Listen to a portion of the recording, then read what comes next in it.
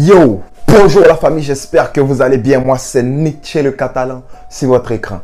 Alors les gars, aujourd'hui, on va faire un tour de la presse catalane. Oui, je sais, on n'en a pas fait depuis une semaine, mais c'est normal parce que la saison a commencé. Du coup, on se concentre sur la saison du Barça. Mais pour ceux qui aiment le tour de la presse catalane, non, je vous ai pas oublié. On va en faire peut-être 2, voire 3 chaque semaine. Là où on va parler des infos du club, infos des joueurs, infos mercato, infos Coman, infos Laporta, infos. Bref les gars, sans plus tarder, générique.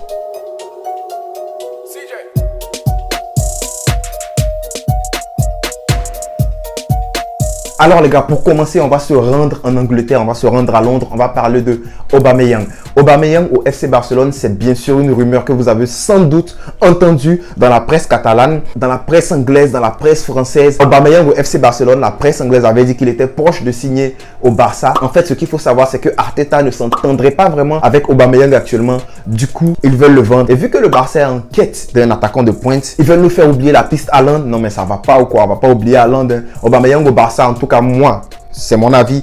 Je le dis, Aubameyang au Barça, je ne suis pas pour. Et c'est contre-intuitif.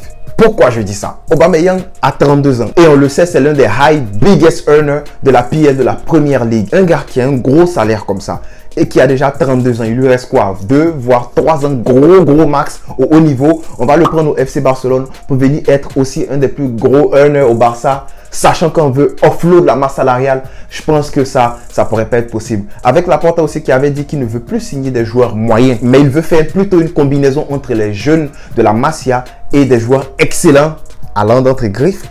Pourquoi il irait prendre Aubameyang après avoir dit ça?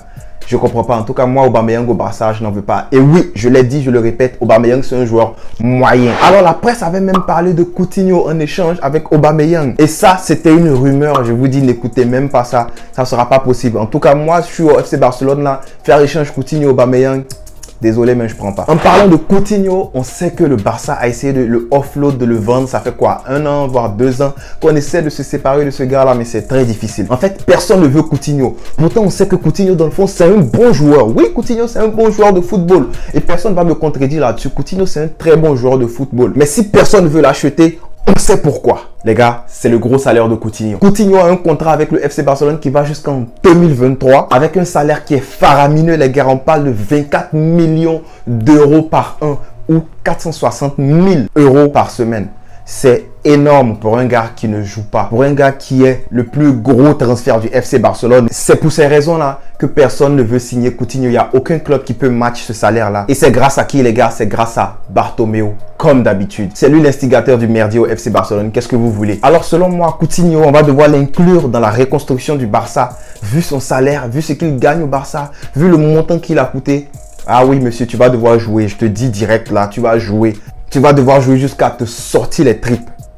Oui, il a été même dit que Coutinho va hériter du numéro 10 mythique de notre légende, Léo Messi. Parlant de Léo Messi, il y a des gens qui m'ont demandé de retirer sa photo d'ici. Les gars, attendez un peu. Calmez-vous. Calmez-vous. On va réfléchir à ça. Je vais voir s'il faut retirer sa photo ou pas.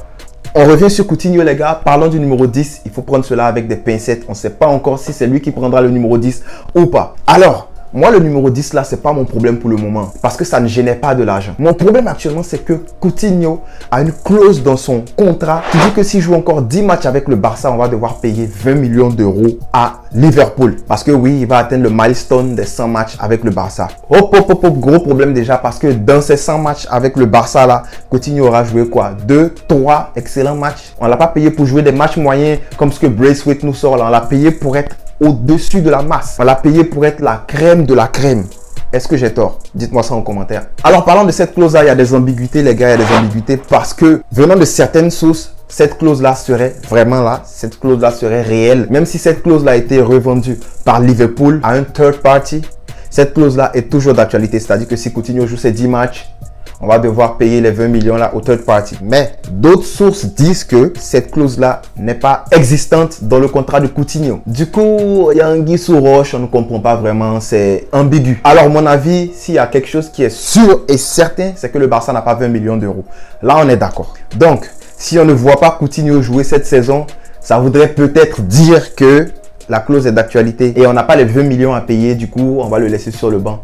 Mais s'il joue, Ça veut dire que cette clause-là n'est pas d'actualité. Bon, c'est contre-intuitif, même si c'est subjectif, c'est mon avis. Troisième point, les gars, on va parler de Riqui Puig. Riqui Puig qui a été mis sur le banc contre la Real Sociedad. Selon MD, et on l'a tous vu, ça c'est vrai. Riqui Puig n'a pas joué le match, mais il s'est même pas échauffé durant le match. C'est-à-dire que Coman ne comptait même pas le faire entrer. Aussi, il y a eu Collado qui était en tribune et on a entendu de la bouche de Coman lui-même dire que Youssouf Demir était préférable. Il mettait Youssouf Demir en fait devant en termes de hiérarchie par rapport à Collado. En conclusion, ce qu'on peut retenir, c'est que Puig et Collado n'auront pas assez de temps de jeu cette saison.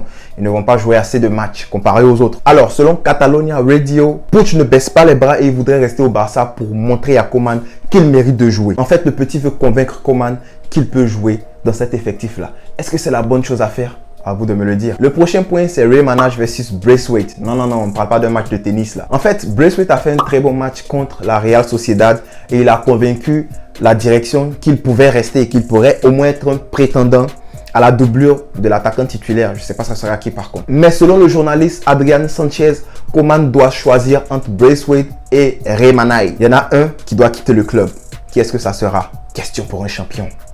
Alors maintenant, on va terminer avec une good news, les gars. Le Barça veut renouveler le contrat de Pedri et de Fati. En fait, un petit rappel, le Barça devrait payer à Las Palmas 5 millions d'euros s'il s'avère que notre petit Pedri joue encore 5 matchs de plus avec le FC Barcelone. Alors, je sais que vous avez entendu aussi dans les médias la semaine dernière qu'il y avait des chances que le Barça vende Ansu Fati ou même Pedri pour générer des fonds et utiliser ça pour sortir de crise. Mais je vous dis, ne croyez pas tout ce que vous voyez dans les médias parce que Laporta n'a nullement l'intention de les vendre, ces deux jeunes-là. Alors, il est bon de savoir que leur contrat expire en 2022 et il y a une option automatique de renouvellement qui est de plus 2 ans.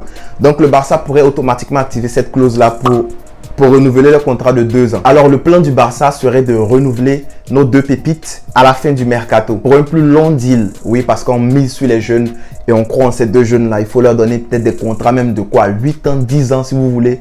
Mais il faut bien les payer par contre. Alors, ça sera tout pour aujourd'hui, les gars. Dites-moi, qu'est-ce que vous feriez de Coutinho? Sachant qu'on ne peut pas le vendre à cause de son salaire et qu'on devrait payer 20 millions à Liverpool ou au third party auquel ils ont vendu cette clause-là. Qu'est-ce que vous feriez de Coutinho? Vous allez l'inclure et payer les 20 millions ou vous allez le mettre sur le bench. Donc vous, dites-moi en commentaire ce que vous auriez fait par rapport à ça, par rapport à Coutinho. Et je vais être très content de lire vos commentaires et pourquoi pas répondre bien sûr. Si vous avez aimé ma vidéo, n'oubliez pas de mettre un pouce bleu et abonnez-vous à ma chaîne sans oublier d'activer la cloche de notification si ce n'est pas encore fait. On se retrouve dans une prochaine vidéo qui sera peut-être l'analyse de notre adversaire qui est l'Athletic Bilbao. Dites-moi, est-ce que vous voulez que je fasse l'analyse sur l'Athletic Bilbao avant de faire le match preview, bien sûr? Parce que oui, c'est clair qu'il y aura un match preview. Mais est-ce que vous voulez que je fasse une analyse détaillée de l'Athletic Bilbao et que je vous présente cela ici en vidéo? Mettez-moi ça en commentaire. Pour tous mes frères catalans, tous mes amis catalans, bien sûr, Visca El Barça!